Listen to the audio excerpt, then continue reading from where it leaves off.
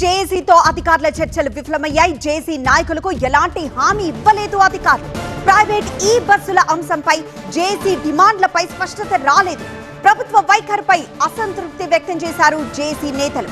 యథావిధిగా ఉద్యమ కార్యాచరణ కొనసాగుతుంది అంటున్నారు నేతలు. రెండో దశ ఉద్యమ కార్యాచరణ కొనసాగిస్తామంటున్నారు జేఏసీ నేతలు.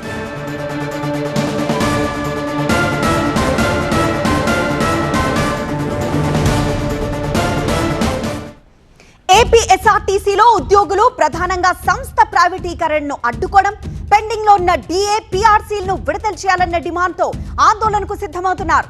ఎలక్ట్రిక్ బస్సుల పేరుతో ఆర్టీసీని ప్రైవేటీకరించే విధానాలను ఆపాలని, సంస్థను బలోపేతం చేయాలని డిమాండ్ చేస్తున్నారు జేఏసీ నేతలు. అసలు ఆర్టీసీ జేఏసీ డిమాండ్లేంటో చూద్దాం.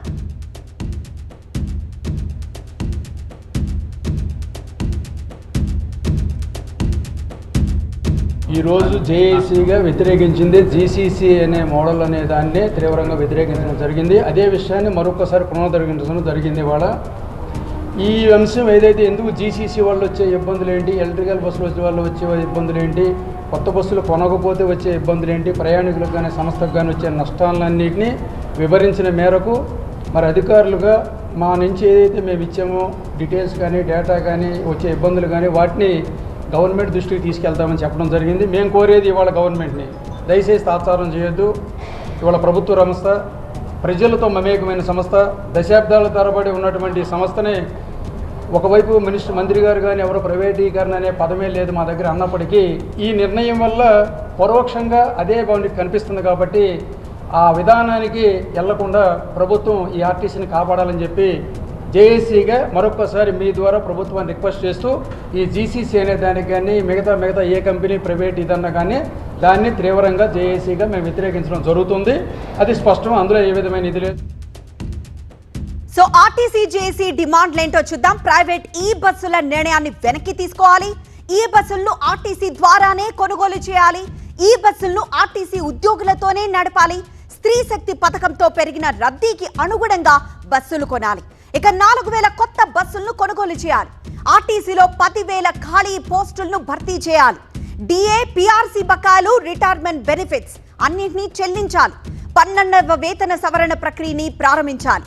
జీసీసీని రద్దు చేయాలి. ఆర్టీసీ ప్రైవేటీకరణను ఆపాలి. ఇవి వారి డిమాండ్లు. మరోవైపు ఆర్టీసీ యాజమాన్యం ఎలక్ట్రిక్ బస్సుల విషయంలో దూకుడుగా ముందుకు వెళ్తోంది. దూసుకొస్తున్నాయి ఈ బస్సులు. పీఎం ఈ బస్ సేవా పథకం కింద రాష్ట్రానికి 1050 ఈ బస్సులు రానున్నాయి. సో అదనంగా 1450 ఈ బస్సులను దశల వారీగా ప్రవేశపెట్టే ప్రణాళిక ఉంది. తక్షణం అందుబాటులోకి 750 బస్సులు రానున్నాయి. సో అధికారులతో చర్చలు విఫలం కావడంతో ఇప్పుడు ఉద్యమ కార్యాచరణ కొనసాగుతుందని ప్రకటించారు జేఏసీ నాయకులు. సో జేఏసీ ఉద్యమ కార్యాచరణ ఎలా ఉండబోతుంది? రేపు ఎల్లుండి పాకెట్ బ్యాచ్లతో నిరసన తెలపనున్నారు. ఇక 9 నుండి 15 మధ్య ప్రజాప్రతినిధులతో భేటీ కాబోతున్నారు. సంతకాల సేకరణ, కలెక్టర్లకు వినతి పత్రాలు అందజేయనున్నారు.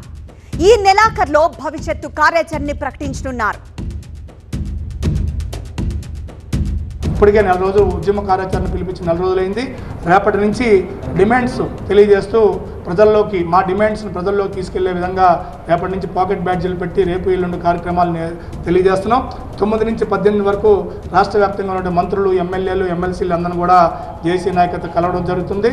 తర్వాత సంతకాల సేకరణ చేసి 19 నుంచి సంతకాల సేకరణ చేసి కలెక్టర్ గారికి 27వ తారీఖున గ్రీవెన్స్ ఇవ్వడంతో పాటు తదుపరి భవిష్యత్తు కార్యాచరణ ఈ నెలాఖరులోపునే ప్రకటించడం జరుగుతుంది. భవిష్యత్తులో ఈలోగా ప్రభుత్వం స్పందించి సమస్యలు సానుకూలంగా స్పందించకపోతే, ప్రైవేటీకరణ అనే భయాన్ని ఉద్యోగులు తొలగించకపోతే భవిష్యత్తులో తీసుకోబోయే నిర్ణయాలకు సంబంధించి కూడా మేము కూడా ప్రత్యక్ష కార్యాచరణకు ఆలోచన చేయాల్సిన పరిస్థితి ఉంటుందని చెప్పేసి ఈ సందర్భంగా ప్రభుత్వానికి విజ్ఞప్తి చేయడం అయితే జరుగుతుంది.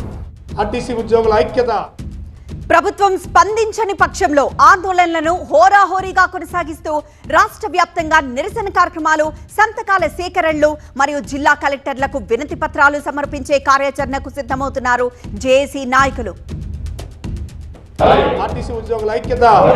విద్యుత్ బస్సులను ఆర్టీసీ కొనుగోలు చేయాలి. విద్యుత్ బస్సులను ఆర్టీసీ కొనుగోలు చేయాలి.